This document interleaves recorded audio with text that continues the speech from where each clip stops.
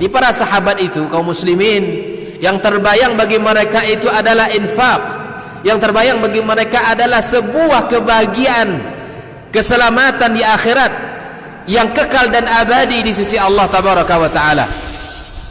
Semua kita boleh klaim sekarang, kamu cinta Nabi, cinta Ustaz. Cinta Nabi, cinta Ustaz. Termasuk saya, cinta Nabi, cinta. Kapan tahunya? Besok di akhirat. Maka apa kata Nabi sallallahu alaihi wasallam? Amalur rajuli biyadih. Penghasilan yang terbaik adalah pekerjaan yang dilakukan oleh seseorang dengan tangannya sendiri. Wa kullu bai'in mabrur, dan setiap jual beli yang mabrur. Ini aktivitas ini membantu saya di akhirat atau akan menyulitkan saya di akhirat? Kalau seandainya perbuatan itu ternyata akan menyulitkan kita di akhirat kelak, tinggalkan perbuatan itu.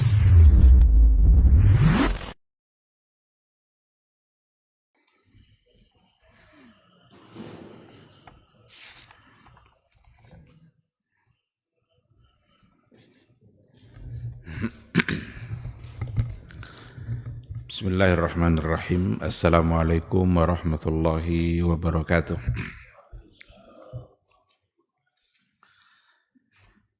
Innal hamdalillah nahmaduhu wa nasta'inuhu wa nastaghfiruh wa na'udzu billahi min shururi anfusina wa min sayyiati a'malina. May yahdihillahu fala mudhillalah wa may yudlilhu falan tajida lahu waliyyan mursyida. Asyhadu an la ilaha illallah wahdahu la syarikalah wa asyhadu anna Muhammadan abduhu wa rasuluh la nabiyya wa la rasula ba'dah.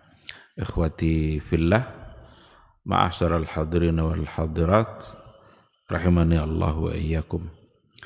Mari sama-sama kita awali kajian kita dengan mengucapkan puji dan syukur kepada Allah Subhanahu wa taala. Alhamdulillah, pada pagi yang penuh berkah ini kita kembali dibangunkan oleh Allah Subhanahu wa taala dari tidur kita. Mudah-mudahan bangunnya kita membuat kita semakin banyak berzikir dan memuji Allah Subhanahu wa taala. Tidaklah akan pernah bisa kita terbangun kembali kecuali kalau Allah yang mengizinkan. Maka bersyukurlah dan jadikan itu sebagai peluang untuk menambah pahala, menambah kebaikan demi kebaikan. Alhamdulillah kita diberikannya semangat untuk duduk di majelis ilmu. Mudah-mudahan majelis ilmu kita pada pagi ini membawa keberkahan bagi kehidupan kita, bisa menambah ilmu, bisa menambah semangat iman, dan bisa mendekatkan kita kepada surganya Allah Subhanahu wa taala. Man salaka tariqan yaltamisu fihi ilman sahalallahu lahu bihi tariqan ilal jannah. Barang siapa yang menempuh satu jalan, tujuannya adalah untuk mendapatkan ilmu, maka Allah akan mudahkan baginya jalan untuk menuju surga. Sama-sama kita juga harus memperbanyak salawat dan salam untuk Rasulullah sallallahu alaihi wasallam. Allahumma salli ala Muhammad wa ala ali Muhammad. Mudah-mudahan sosok figur yang diutus oleh Allah Subhanahu wa taala untuk menyampaikan risalah, hendaknya risalah itu selalu kita tauladani, selalu kita jadikan pedoman, selalu kita coba untuk memahami dan mendalaminya, tidak hanya sekedar sebagai menjadi ilmu saja, akan tetapi ilmu yang harus diikutkan dengan amalan dalam kehidupan keseharian. Karena dengan cara itulah kita bisa membuktikan cinta kita kepada Rasulullah sallallahu alaihi wasallam. Harapan kita semuanya insyaallah mudah-mudahan bisa mendapatkan syafaat dari beliau. Yauma la yanfa'u malun wala banun illa man atallaha biqalbin salim. Suatu hari nanti, di hari itu tidak ada lagi gunanya harta, tidak ada lagi bisa kita membangga-banggakan jabatan, tidak lagi kita bisa mengharapkan pertolongan dari saudara-saudara dan keluarga kita. Yang benar-benar kita harapkan hanyalah kebaikan-kebaikan yang telah terlaksana, yang didasari oleh hati yang ikhlas, hati yang bersih, murni semata-mata hanya karena Allah. Maka sebelum sampai datangnya hari itu, perbanyaklah amal soleh, perbanyaklah kebaikan, karena itu yang masih sedikit. Buat apa lagi memperbanyak dosa, karena dosa sudah banyak. Yang sedikit itu adalah amal saleh. Maka mudah-mudahan Allah memberikan taufik kepada kita bersama untuk menghabiskan waktu kita semuanya adalah untuk hal-hal yang bersifat baik, yang bisa mendatangkan pahala dan kebaikan, sehingga nanti di akhirat kelak kita dimudahkan di dalam hisab. Ikhwati fillah, ma'asyaral hadirin wal hadirat, rahimani Allah wa iyyakum. Kembali pada pagi hari ini kita akan melanjutkan kajian tauhid, kajian akidah melalui sebuah buku, salah satu dari buku yang syarah dari kitab Al-Usul Ats-Tsalasah.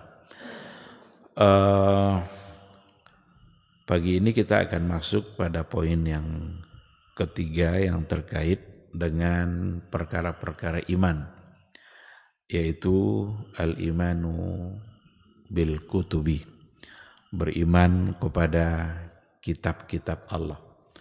Setelah dua poin pertama kita bahas, beriman kepada Allah dan beriman kepada malaikat-malaikatnya, poin yang berikutnya adalah beriman kepada al-kutub. Kutub itu merupakan jamak dari kitab. Al-kitabu bima'na maktub. Jadi ketika dikatakan al-imanu bil kutubi, al-kutubu itu merupakan lafaz jamak plural, mufradnya adalah kitab. Kalau dikatakan di dalam Al-Quran, Al-Kitab, Zalikal Kitabu, maka itu maksudnya adalah Al-Quran. Tapi kalau Al-Kutub, Bikutubihi, itu tidak lagi hanya satu. Dan yang dimaksud bukan hanya Al-Quranul Karim, tetapi adalah semua kitab allati anzalaha Allahu Ta'ala ala rusulihi, semua kitab yang telah diturunkan oleh Allah Subhanahu wa Ta'ala kepada para rasulnya, rahmatan lil khalqi wa hidayatan lahum, sebagai rahmat bagi makhluk, wa hidayatan lahum, dan sebagai hidayah, sebagai petunjuk, liyasilu ila sa'adatihim fid dunya wal akhirah, supaya mereka bisa sampai kepada kebahagiaan yang sesungguhnya, baik di dunia maupun di akhirat. Oleh karena itu, kewajiban kita adalah percaya kepada semua kitab-kitab yang telah diturunkan oleh Allah Subhanahu wa Ta'ala kepada para nabinya. Apa tujuan kitab itu diturunkan? Rahmatan wa hidayah, sebagai rahmat, bentuk kasih sayang Allah, wa hidayah, dan sebagai petunjuk bagi kehidupan mereka. Maka itu bukti bahwa sesungguhnya Allah Subhanahu wa Ta'ala ketika menciptakan manusia dan memberikannya kehidupan di dunia ini, Allah tidak membiarkan mereka terkatung-katung dalam kebingungan. Agar mereka tidak bingung, agar kita tahu apa yang harus kita lakukan, maka Allah turunkan juga petunjuknya. Diutusnya Rasul, dan pada setiap Rasul itu ada syariat, dan syariat itu berarti ada Al-Kutub. Oleh karena itu, semua Rasul itu sesungguhnya memiliki kutub, kitab atau suhuf. Hanya saja tidak semua kitab-kitab yang diturunkan kepada para nabi itu yang disampaikan. Tidak semua kitab-kitab itu yang disebutkan apa namanya. Tapi kita harus percaya, karena masing-masing Rasul itu membawa syariat. Syariat itu datang dari Allah Subhanahu wa Ta'ala.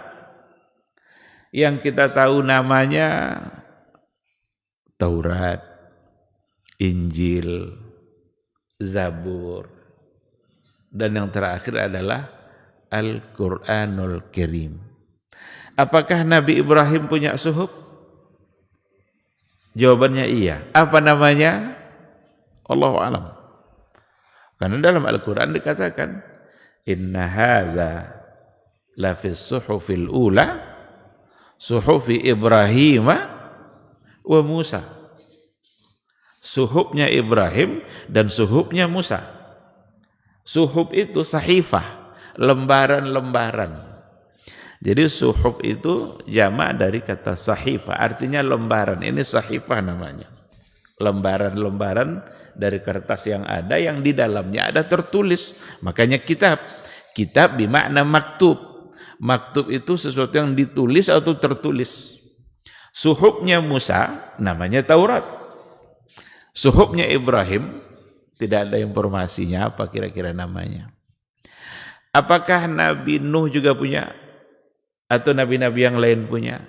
Bukankah Nabi itu datang untuk membawa syariat yang diturunkan oleh Allah Subhanahu wa ta'ala.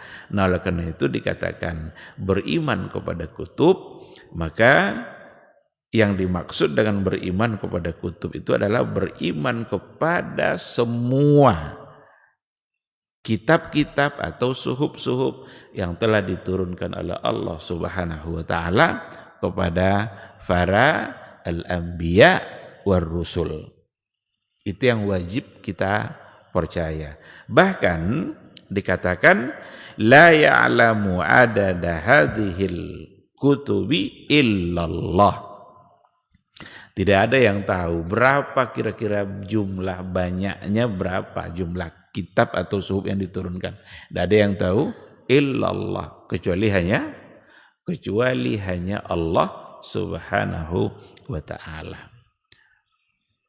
Oleh karena itu kewajiban kita hanyalah mempercayai bahwa sesungguhnya Allah Subhanahu wa ta'ala memiliki banyak kitab, banyak suhuf yang telah Dia turunkan kepada para nabinya, yang tujuannya tadi adalah dua, rahmatan wa hidayah. Untuk sebagai rahmat, berarti di dalam isi kutub atau kitab yang diturunkan oleh Allah, di dalamnya ada rahmat Allah, di dalamnya ada kasih sayang Allah. Bagaimana tidak dikatakan sebagai rahmat dan kasih sayang? Karena kitab itu diturunkan adalah sebagai panduan agar kita tidak tersesat, agar kita tidak tersalah jalan. Kita kalau seandainya dalam satu perjalanan, lalu kemudian kita nyasar, kita tidak tahu alamat yang akan kita tuju. Siapa yang paling kita butuhkan pada saat itu? Yang paling kita butuhkan pada saat itu sesungguhnya adalah seseorang yang akan menunjukkan kita kepada jalan yang benar. Dan itu adalah Rasul. Dan Rasul itulah yang membawa kitab, membawa syariatnya, membawa aturan-aturan di dalam kehidupan. Oleh karena itu Al-Quran sendiri membahasakan bahwa Dia diturunkan oleh Allah hudan linnas, sebagai petunjuk bagi manusia, dan ada lagi hudan lil muttaqin, sebagai petunjuk bagi orang-orang bertakwa. Maka namanya apa yang ada di dalam Al-Quranul Karim itu disebut dengan ayat. Ayat Al-Quran. Ayat itu apa artinya? Ayat itu artinya tanda atau rambu-rambu. Itu ayat. Kalau ibaratnya, kalau kita berjalan di jalan raya, nanti ada rambu-rambunya. Kalau belok kiri, ada panah yang mengarahkan kita belok kiri. Kalau di depan ada tanjakan, ada pula gambar, dibuatkan gambar mendaki. Berarti kita harus berhati-hati. Kalau jalannya menurun, begitu tajam penurunannya, dibuatkan pula gambar itu. Apa fungsi gambar itu? itu rambu. Agar kita berhati-hati, oh di depan kita ada jalan yang begitu tajam, curam penurunannya. Berarti kita harus berhati-hati. Itu namanya ayat. Tanda-tanda rambu-rambu tadi itu namanya adalah ayat. Nah sekarang Al-Quranul Karim itu isinya adalah ayat. Berarti apa yang ada di dalam Al-Quran itu sesungguhnya adalah rambu-rambu dalam perjalanan kehidupan kita. Sebagai petunjuk bagi kita. Mana yang halal, mana yang haram, mana yang wajib, mana yang sunnah, mana yang boleh dilewati, mana yang tidak boleh. Saat kita menjalani jalan-jalan kehidupan kita, maka kita sesungguhnya memerlukan rambu dan tanda-tanda. Dan tanda-tanda itulah yang ada pada ayat-ayat Al-Quranul Karim. Maka kalau ada inna fi dzalika la ayatin liulil albab, sesungguhnya hal-hal yang demikian adalah tanda, ayat sebagai tanda-tanda bagi kebesaran Allah Subhanahu wa ta'ala. Ikhwati fillah, maka mengimani kitab-kitab yang diturunkan oleh Allah Subhanahu wa ta'ala, maka di situ kita harus memiliki al-i'tiqadul jazim, keyakinan yang kokoh, yang kuat, wa tasdiqut tam, dan membenarkannya secara sempurna semua kitab yang ada. Bahkan hanya Allah yang tahu berapa jumlahnya. Ada yang disebutkan namanya sehingga kita tahu nama-namanya, tetapi ada pula di antara suhuf-suhuf yang tidak disebutkan namanya. Tak perlu pula kita cari-cari apa namanya, tapi yang penting kita wajib percaya bahwa Allah telah menurunkan syariat kepada mereka melalui nabi-nabi yang ada. Dan beriman kepada Alkitab itu juga membuat kita harus punya satu keyakinan yang kuat dan kita benarkan secara sempurna annaha kulluha kalamullah, bahwa sesungguhnya kitab-kitab atau suhuf-suhuf itu kulluha kalamullah, semuanya adalah perkataan Allah hakikatan takallama biha kama syaa wa 'alal wajhil ladzi arada. Jadi kita wajib percaya dengan adanya kitab-kitab itu, dengan adanya Al-Qur'anul Karim umpamanya. Kita wajib percaya bahwa semua itu adalah kalamullah. Itu adalah perkataan Allah hakikatan. Sesungguhnya Allah itu takallama biha. Allah itu berbicara dengan kalam-kalamnya tadi, kama syaa, sebagaimana yang dia kehendaki, wa 'alal wajhil ladzi arada, dan dengan bentuk apapun yang dia kehendaki. Maka dengan percaya kepada kitab-kitab yang diturunkan oleh Allah, maka pada saat itu juga kita harus percaya bahwa sesungguhnya Allah Subhanahu wa ta'ala memiliki sifat, dan sifat itu adalah sifat kalam, di mana Allah berbicara hakikatan secara hakiki, dan hanya Allah yang tahu seperti apa dia berbicara dan bentuk yang layak pada Allah sesuai dengan kemuliaan-kemuliaan yang dimiliki oleh Allah Subhanahu wa ta'ala. Nah, mesti kita bayang-bayangkan. Tidak mesti kita coba untuk berilustrasi pula, ini kalau Allah berbicara kira-kira gimana nih. Kita bayang-bayangkan pula dengan kita yang sedang berbicara. Kita sedang berbicara, kalau seandainya itu yang kita bayangkan, itu membuat banyak aliran yang menolak sifat kalam dari Allah. Siapa di antara mereka yang menolak sifat kalam dari Allah? Mu'tazilah. Orang-orang Mu'tazilah itu salah satu dari kelompok yang ada dalam aliran kalam yang menolak sifat kalam itu dari Allah. Kenapa demikian? Karena kalau seandainya Allah berbicara, maka berarti seolah-olah dia sama dengan makhluk. Selalu saja ke sana lari persoalannya. Oh kalau begitu berarti sama dengan makhluk. Kalau gitu berarti sama dengan makhluk. Lalu ditolak. Padahal jelas-jelas dalam Al-Qur'anul Karim Allah Subhanahu wa taala mengatakan wa kallamallahu Musa taklima. Wa kallamallahu Musa taklima. Allah kallama Musa. Allah berbicara ngomong dengan Nabi Musa. Ketika Nabi Musa dipanggil oleh Allah, bahkan menyendiri selama 40 hari untuk kemudian kembali kepada kaumnya. Allah berbicara. Maka Nabi Musa itu disebut dengan kalimullah. Kalimullah itu orang yang memang langsung berbicara dengan Allah Subhanahu wa ta'ala. Ini ayat yang tegas untuk mengatakan bahwa Allah yatakallam, Allah berbicara sesuai dengan kemuliaan Allah, sesuai dengan sifat-sifat yang layak bagi Allah. Lalu bagaimana orang-orang Mu'tazilah menolak ayat melalui ayat tadi? Justru orang-orang Mu'tazilah mencoba untuk merubah bacaannya. Apa kata mereka? Itu bukan wa kallamallahu Musa, tapi dibaca oleh mereka wa kallamallaha Musa. Ini kalau bagi yang paham ilmu nahwu, kalau wa kallamallahu Musa itu Allah sebagai fa'il, Allah sebagai pelaku, Allah berbicara dengan Musa.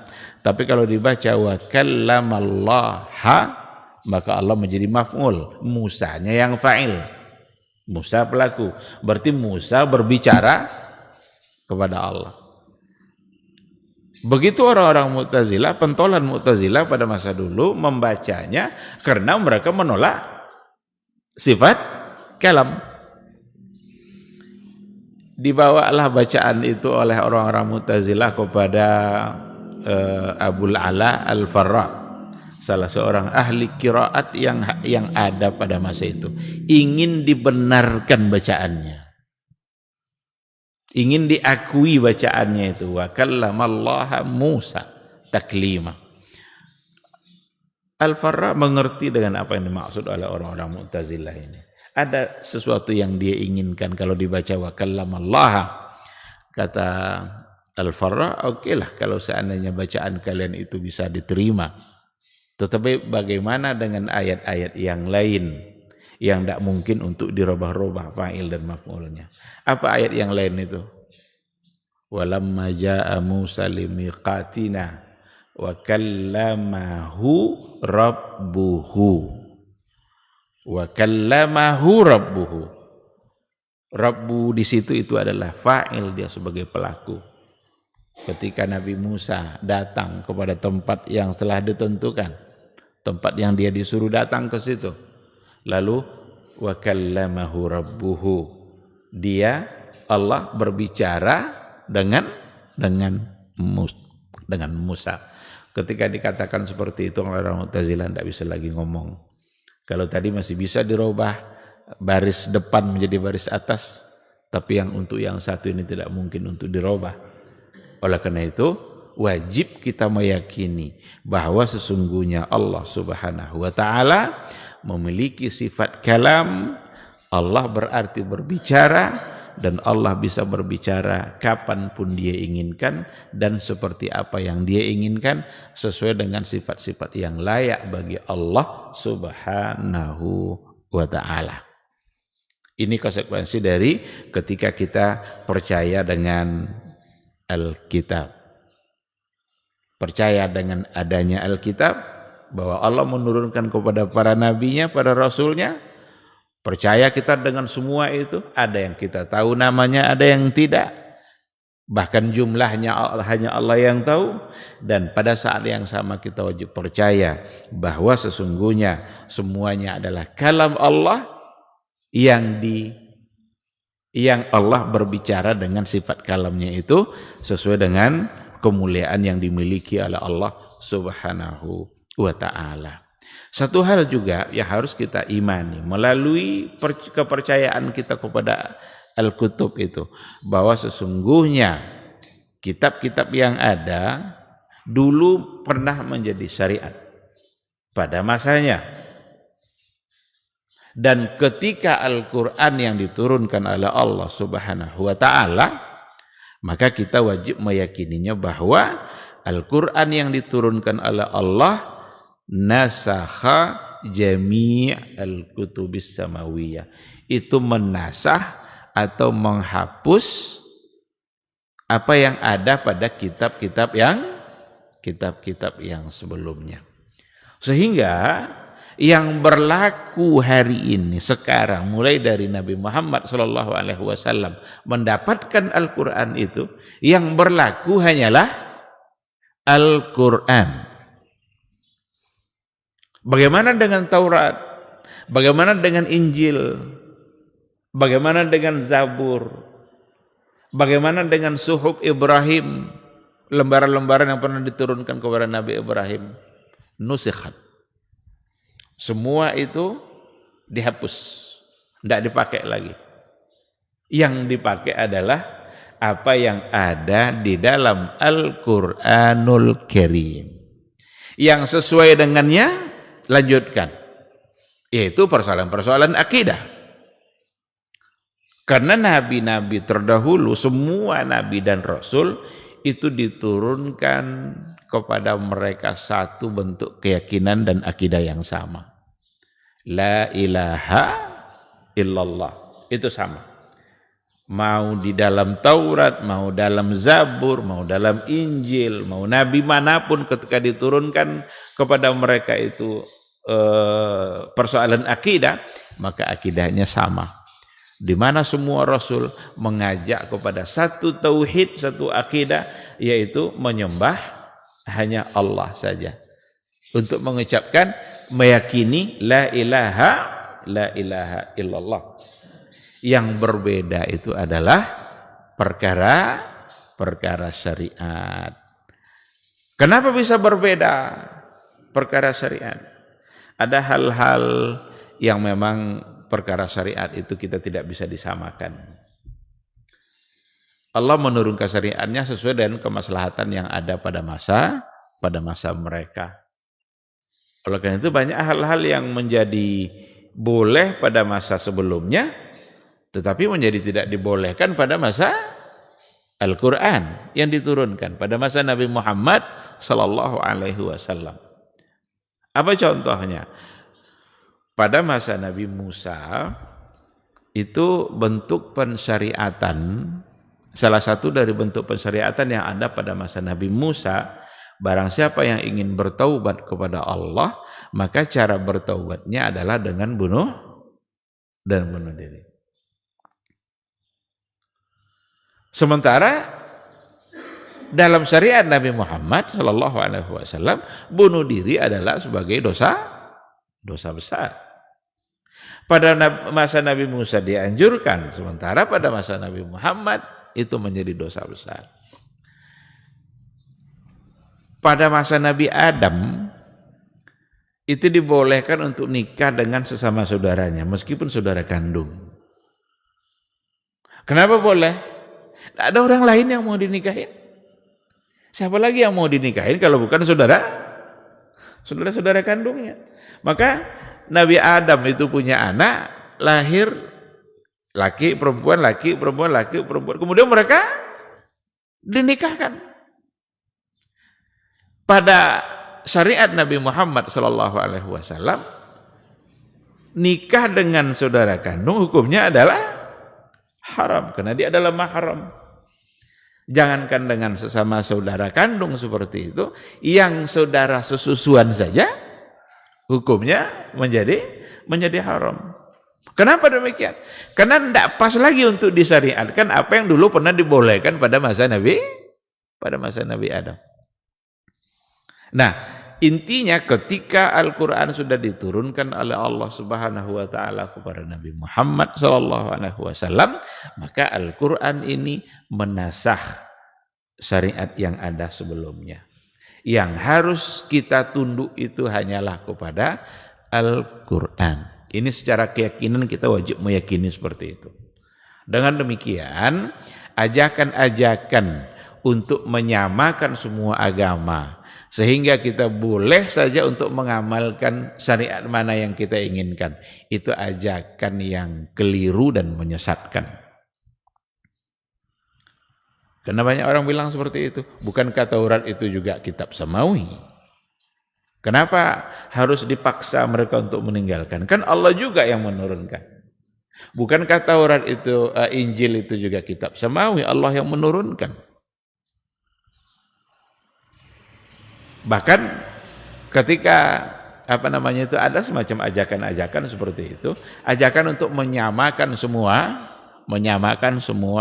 agama, karena mereka mendapatkan kitab-kitabnya masing-masing dari Allah sehingga disebut sebagai kitab samawi. Tapi itu tidak benar, itu salah. Bahkan Nabi Muhammad SAW pun pernah mengatakan, seandainya hari ini Musa hidup, maka dia akan mengikuti syariatku. Kalaulah hari ini Nabi Musa itu hidup, maka dia akan mengikuti syariat Nabi Muhammad SAW.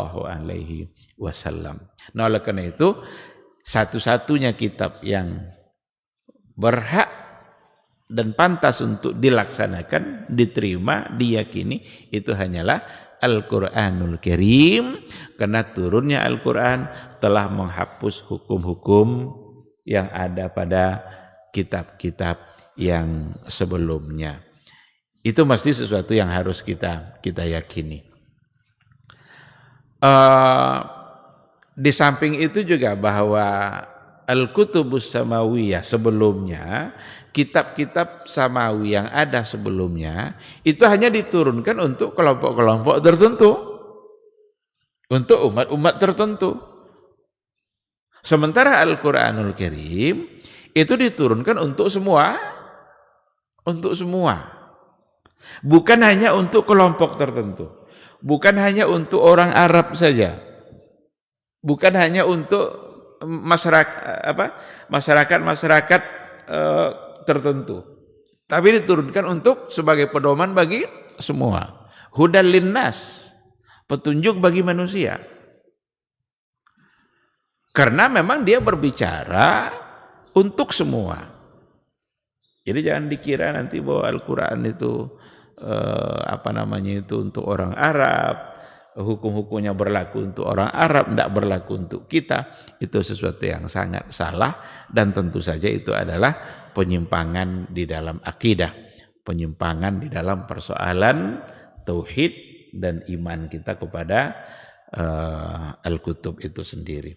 Bahwa Al-Quran itu diturunkan oleh Allah Subhanahu wa taala hudal linnas, sebagai petunjuk bagi manusia. Yang berlaku hanyalah Al-Quran. Ikhwati fillah, meyakini Al-Quranul Karim dalam persoalan iman, maka ini juga merupakan sesuatu yang harus ada dalam keyakinan kita, annahu kalamullah munazzal ghairu makhluk, minhu bada wa ilaihi ya'ud.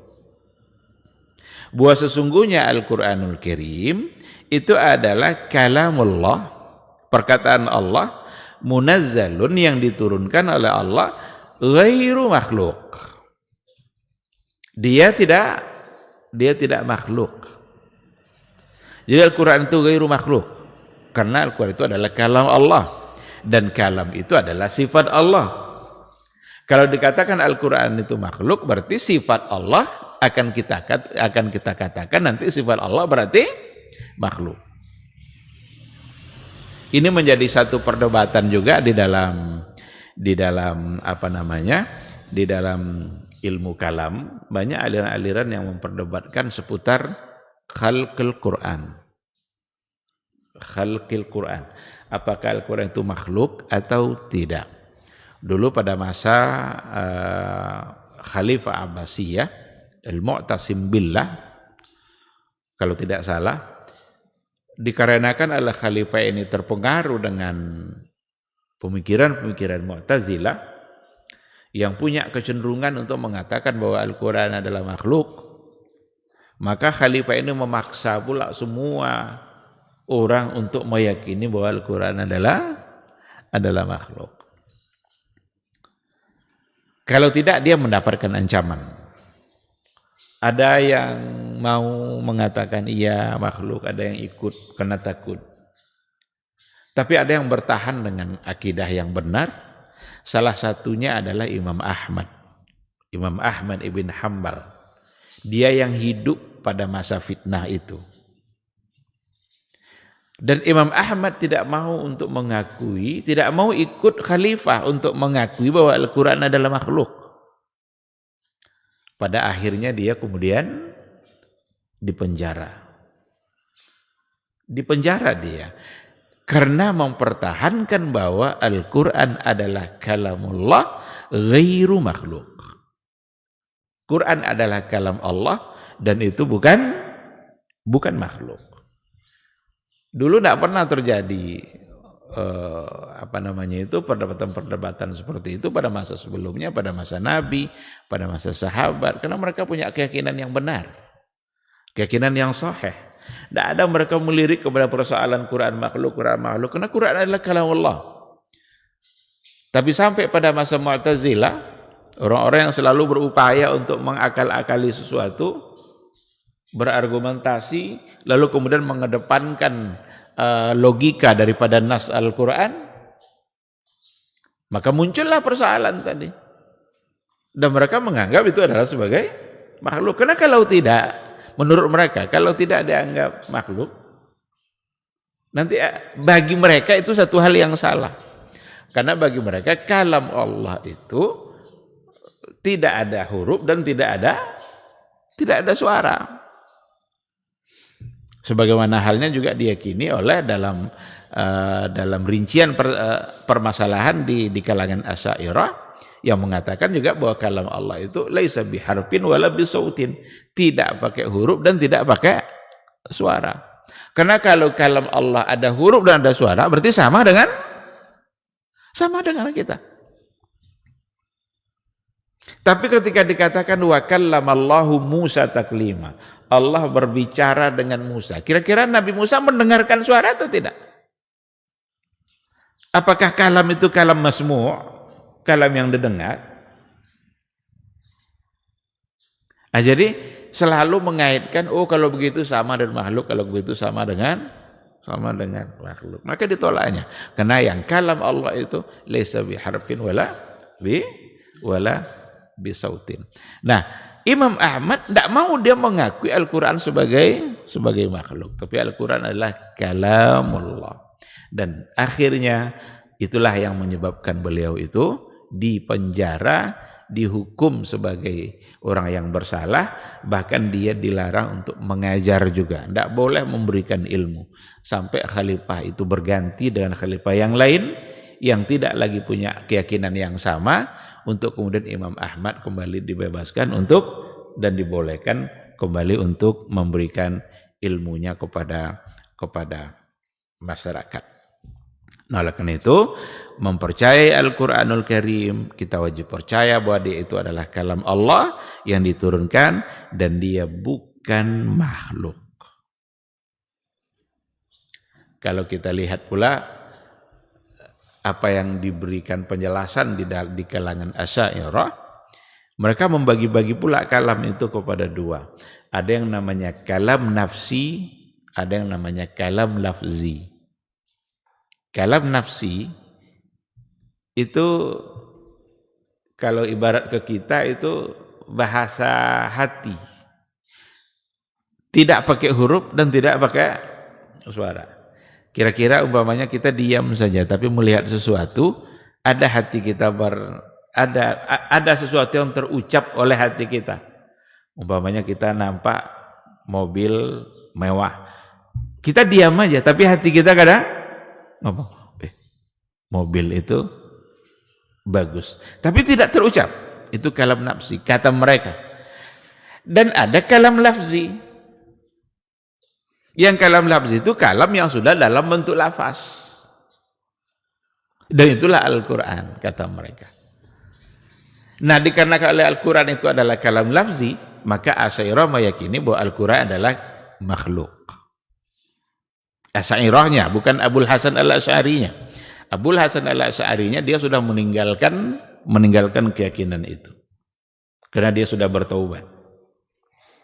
Abul Hasan al-Asy'ari kan yang pendiri dari mazhab Asy'ariyah itu sendiri, sesungguhnya dia telah meninggalkan keyakinan lamanya.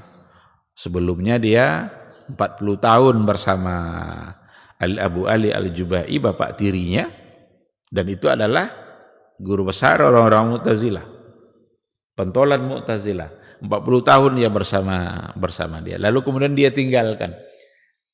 Ikut pula dia kepada akidah Kullabiyah. Lalu kemudian pada akhirnya dia kembali mengikuti akidah Imam Ahmad, dan itu pernyataan beliau yang ada di dalam kitab Al-Ibanah. Oleh karena itu, apa yang diyakini oleh Imam Ahmad, maka itu juga lah yang diyakini pada akhirnya oleh Abul Hasan al-Asy'ari. Dia meyakini Allah berada di atas aras, dia meyakini bahwa Allah itu yatakallam, berbicara secara hakikat, tapi hanya Allah yang tahu bagaimana berbicaranya. Dia juga meyakini bahwa Al-Quran bukan makhluk, sebagaimana Imam Ahmad juga meyakini bahwa Al-Quran bukan makhluk. Ikhwati fillah, itu beberapa poin yang berkaitan dengan kewajiban kita untuk beriman kepada Al-Kutub. Apa buahnya kalau kita beriman kepada Al-Quran? Apa buahnya? Apa kira-kira samarat yang akan kita dapatkan ketika kita beriman kepada kitab-kitab yang ada, wabil khusus adalah Al-Quranul Karim.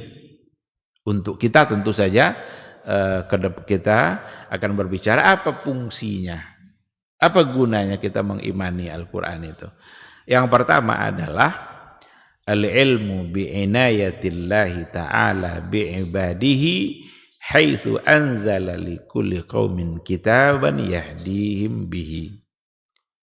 Kita mengetahui dengan berimannya kita kepada kitab-kitab yang ada, kita mengetahui inayatullah bi'ibadatihi, betapa Allah itu benar-benar memperhatikan dan peduli kepada hamba-hambanya, haitsu anzala likulli qaumin kitaban. Sekira-kira Allah telah menurunkan untuk semua kaum itu ada kitab yahdihim, yang mereka mendapatkan petunjuk melalui kitab itu. Jadi menunjukkan bahwa Allah itu hakim. Allah itu sangat bijaksana. Allah tidak membiarkan makhluknya terkatung-katung. Allah tidak membiarkan kita bingung dalam menjalani kehidupan. Apa yang harus kita lakukan dalam kehidupan kita ini? Apa yang harus kita buat? Maka Allah turunkan panduan, dan itu adalah kitab. Pada masa dulu masing-masing mereka ada nabi dan ada kitabnya, ada suhufnya. Dan untuk kita umat Nabi Muhammad SAW ada Al-Quran. Dan itu artinya adalah bahwa kalau kita tidak ingin tersesat dalam menjalani kehidupan, maka kembalilah kepada Al-Quran. Karena memang Al-Quran itu diturunkan oleh Allah sebagai petunjuk agar kita tidak tersesat. Al-Quran lah yang akan membimbing kita dalam perjalanan kita menuju pintu surga. Kalau seandainya kita berpaling dari Al-Quran, berarti nanti kita akan berbelok arah, kita tidak jadi sampai ke depan pintunya surga, tapi justru kita berbelok arah menuju nerakanya Allah Subhanahu wa ta'ala. Kenapa demikian? Karena kita tidak mengikuti petunjuk yang ada di dalam Al-Quranul Karim. Maka dengan beriman kepada Al-Quran berarti kita mengetahui itu semua. Allah Subhanahu wa ta'ala dengan inayahnya, maka ia turunkan kitab untuk semua kaum. Yang kedua, al-ilmu bihikmatillahi ta'ala fi syar'ihi haitsu syara'a likulli qaumin ma yunasibu ahwalahum. Dengan demikian kita juga mengetahui hikmatullah, hikmahnya Allah, hakimnya Allah, bijaksananya Allah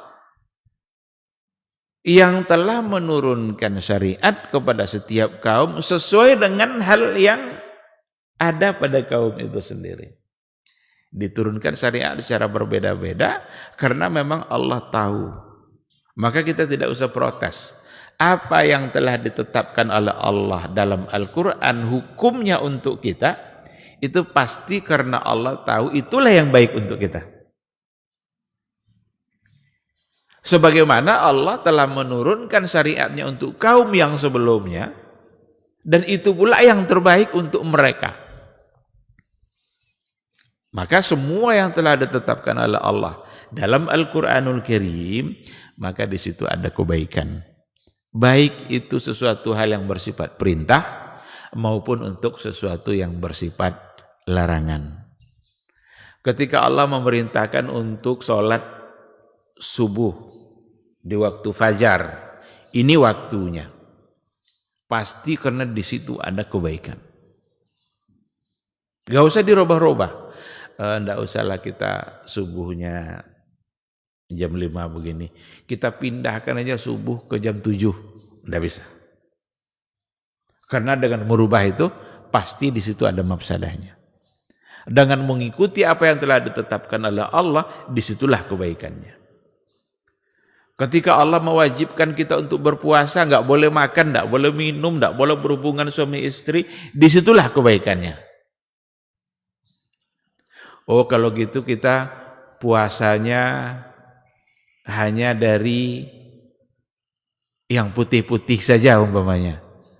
Puasa dari minum air putih, dari makan nasi putih. Yang tidak putih-putih boleh, itu tidak bisa. Karena berarti kita telah merubah apa yang menjadi ketentuan Allah Subhanahu wa ta'ala. Dalam persoalan makanan umpamanya, ada yang dihalalkan, ada yang diharamkan. Sekarang Allah haramkanlah berbagai macam jenis makanan. Ular haram. Kenapa? Berbisa. Hewan-hewan yang berbisa, hewan-hewan binatang buas yang bertaring, itu menjadi sesuatu yang diharamkan untuk dimakan. Kenapa Allah tetapkan itu sebagai yang diharamkan? Pasti karena itu merusak kita. Allah haramkan darah. Hurrimat alaikumul maitatu waddamu walahmul khinzir. Allah haramkan bangkai, Allah haramkan darah, Allah haramkan daging babi. Pasti karena itu adalah baik, adalah di situ tidak baik. Afwan.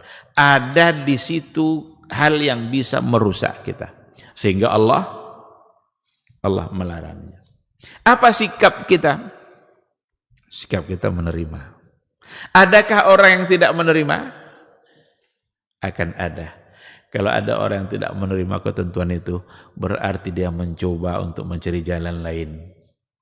Jalan yang tidak selamat. Maka ada orang yang makan darah itu ditampungnya. Ketika hewan disembelih itu, darah itu ditampung. Lalu kemudian nanti dibekukan. Letakkan di freezer. Dipotong-potong kayak tahu dan dimakannya, berarti dia telah melaksanakan sesuatu yang terlarang. Berapa banyak sekarang hal-hal yang makanan-makanan yang dicampur dengan babi, mungkin minyak babi, mungkin macam-macam.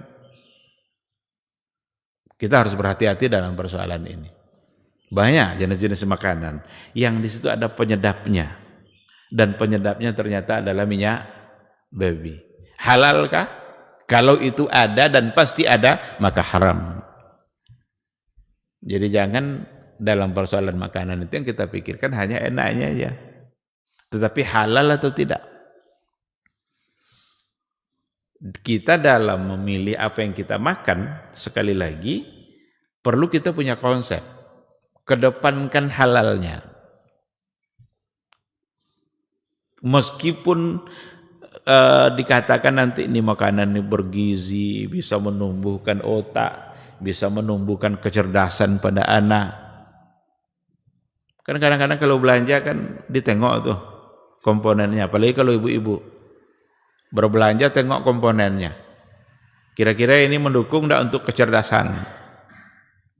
Nah, bukan itu yang pertama. Yang pertama yang harus ditengok adalah label halalnya atau tidak. Perkara menumbuh kecerdasan atau enggak itu soal berikutnya. Yang pertama kali yang harus dilihat apakah dia halal atau tidak.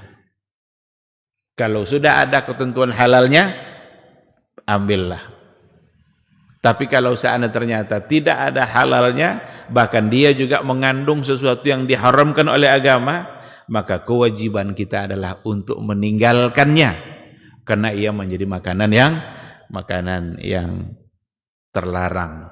Karena agama kita mengatur makanan itu mana yang boleh dan mana yang tidak. Ini pensyariatan yang ada dalam Al-Quranul Karim, yang semua itu adalah bukti dari kebijaksanaan yang ada pada Allah, bahwa Allah memang maha bijaksana, Allah maha mengetahui, Allah lah yang paling tahu apa yang cocok untuk umat-umat tertentu, sehingga Allah turunkan syariatnya dengan syariat yang berbeda antara satu kaum dengan kaum yang lain. Maka benarlah perkataan Allah, walikullin ja'alna minkum syir'atan wa minhaja. Bagi setiap kaum, ja'alna minkum, kami jadikan dari kamu syir'atan wa minhaja.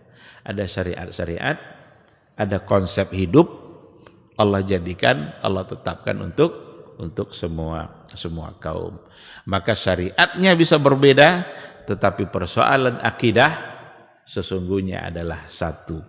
La ilaha illallah. Dan itu tidak berbeda. Maka kalau seandainya ada agama yang ngaku-ngaku bahwa mengajarkan akidah yang berbeda yang ada dalam kitab mereka, maka dipastikan bahwa itu adalah akidah yang salah.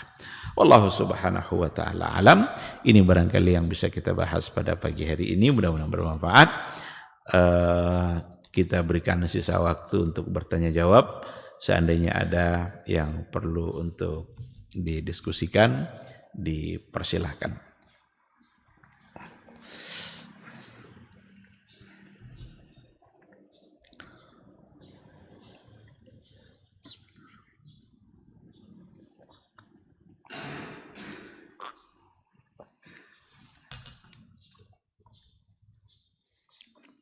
Silakan kalau ada, kalau tidak kita tutup.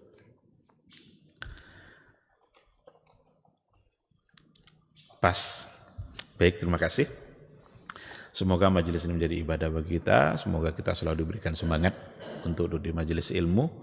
Selalulah bersabar duduk di majelis ilmu, karena godaan dan tantangannya sangat banyak. Subhanakallahumma bihamdika asyhadu an la ilaha illa anta astaghfiruka wa atubu ilaik. Wassalamualaikum warahmatullahi wabarakatuh. Ketahuilah bahwa ketika kita mengikuti sebuah majelis ilmu, itu sesungguhnya Allah sedang memberikan kepada kita sekian banyak fadilah dan keutamaannya. Karena sungguh sangat mulia orang-orang yang berada di majelis ilmu. Orang-orang yang berada di majelis ilmu adalah orang-orang yang akan dimudahkan baginya jalan menuju surga Allah. Dalam hadis dikatakan oleh Rasulullah sallallahu alaihi wasallam, "Man salaka tariqan yaltamisu fihi ilman, sahalallahu lahu tariqan ilal jannah." Barang siapa yang menempuh satu jalan di mana tujuannya adalah untuk mendapatkan ilmu, maka Allah akan mudahkan baginya jalan menuju surga. Surga itu perlu iman, dan mendapatkan surga itu perlu ilmu. Maka di majelis ilmu lah kita bisa menumbuhkan iman kita, dan di majelis ilmu lah kita bisa mendapatkan ilmu pengetahuan. Maka sering-seringlah menghadiri majelis yang bisa menambah iman kita dan juga bisa menambah ilmu. agar surga Allah itu benar-benar semakin dekat dengan kita bersama.